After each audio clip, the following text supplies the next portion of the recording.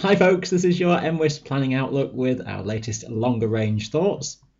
If you haven't noticed already, the current situation is all about inversion conditions as we have high pressure in charge across the British Isles, and that's been persistent for several days and will continue for a few more days yet. We've just got some changes though emerging as we head toward the weekend and beyond, and this chart, which shows you the 7-day pressure average, the orange colours being the highs and the blues being the lows, by the time we go into the next 7-day period, does quite a change as we head towards some lower pressure in the weather pattern and some more mixed changeable conditions with some rain at times. So the inversion setup is on the way out, I'm afraid, over the next few days.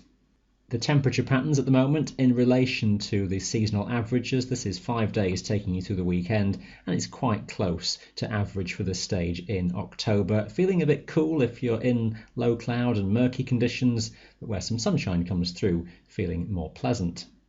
The next 5-day period, taking us into next week, just suggests that Scotland at least sees something on the cooler side of average, and that is as we expect the wind flow pattern to more often come around from a north or northwesterly, somewhat milder further south and comparatively warm relating to average across a good part of the continent at this time.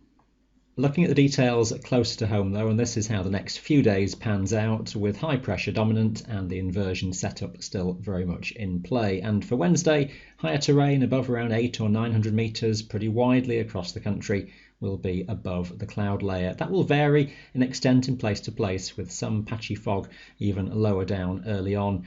Areas such as the Peak District and the Brecon Beacons, with the hills not being quite as high, more likely to be in the gloomier conditions, although this may tend to break up to bring some sunnier spells with time, whereas the higher tops in North Wales and around the Lake District should well still poke out above, and that will be the same across the Highlands, the far north of Scotland with just more of a westerly breeze. Across the more northwestern mountains we'll see a higher cloud base and a higher cloud top, so your chances of poking out of the inversion are somewhat more slim toward the very far northwest, but much of the Highlands still sees that inversion and light winds overall for most places.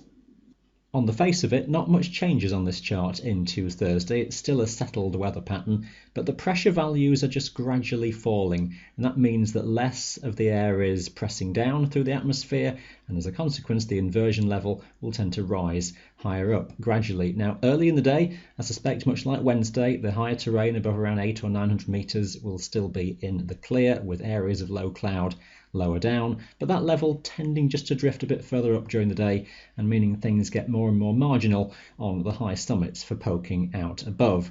For northern Scotland as well, with more of a west by northwesterly breeze just trying to come through, that may just again lift the cloud higher across the northwestern mountains and in the northern Cairngorms as well, with that drift coming in from the north. Further central and south across the Highlands, you have a better chance of still the highest summits poking out above that inversion layer. The chart still has high pressure around on Friday, but again that level of inversion is going to be just slowly rising further, and I think increasingly so as Friday goes on. Pressure is continuing to fall and that cloud level will go higher and higher. So again, there may be a few spots on the highest of terrain early Friday morning that will get above the inversion, but increasingly through the day most upper slopes will end up being cloaked in the cloud. So message is, if you're still trying to chase the inversions, do get on with it quickly in the next day or so, because that is fading away as we head towards the weekend. The weekend chart has high pressure still nearby, but fronts over the Atlantic and a south to southeasterly wind flow will start to increase. And basically it's still a fine day in many respects. We've just lost the inversion conditions from the hills, and you'll see variable banks of cloud across some of the hills and mountains. South and southeastern facing hill groups most prone to low cloud.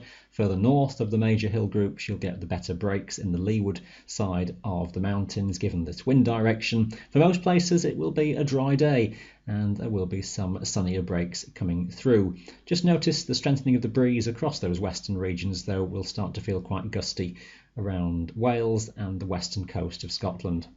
Fronts over the Atlantic start to push further in by the time we get to Sunday. There is uncertainty though just on the positioning of the weather system that's coming in. It's quite a weak and slow moving feature, which then is quite hard to forecast the detail at this stage, but the risk of some rain approaching is in the forecast, and I think areas more towards Wales in particular have the greatest risk of some wetter weather developing. A few different model solutions in the forecasting world at the moment then. This is just an alternative view of Sunday, and just notice the slight difference in where the precipitation is modelled. It is more focused over Wales. That's the greatest risk, we think, at this stage of wetter weather.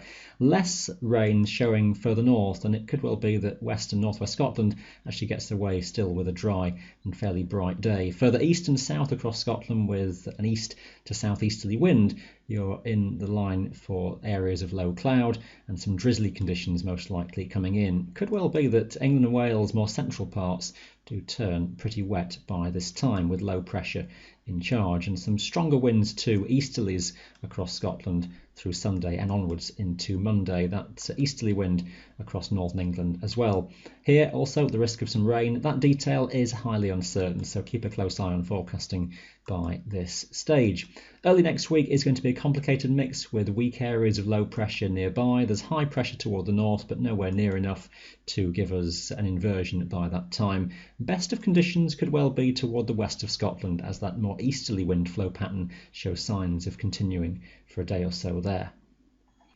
Just to return to this chart to finish off with then, that was the 7 days taking you through from the 20th to the 27th, and the signal of lower pressure giving us something more mixed overall. Now as that pattern just evolves around as the week goes by, could just open the door then to more of a northerly element to the wind flow pattern, and that signal is there onwards toward the end of the month as well, with low pressure suggested to be over Scandinavia, high pressure away over the North Atlantic and Greenland, and that opens the door then to a northerly airflow, and that could just bring us a chillier end to the month, and even something a bit wintry in the mix, with lower freezing levels down onto the mountains and possible snow showers coming on to the Scottish mountains. That's one to watch at this stage. Changes on the way then with time. All your latest details for the inversion conditions, as always, can be found on our website for 3 days ahead. That's all for today. Thanks for watching. Bye for now.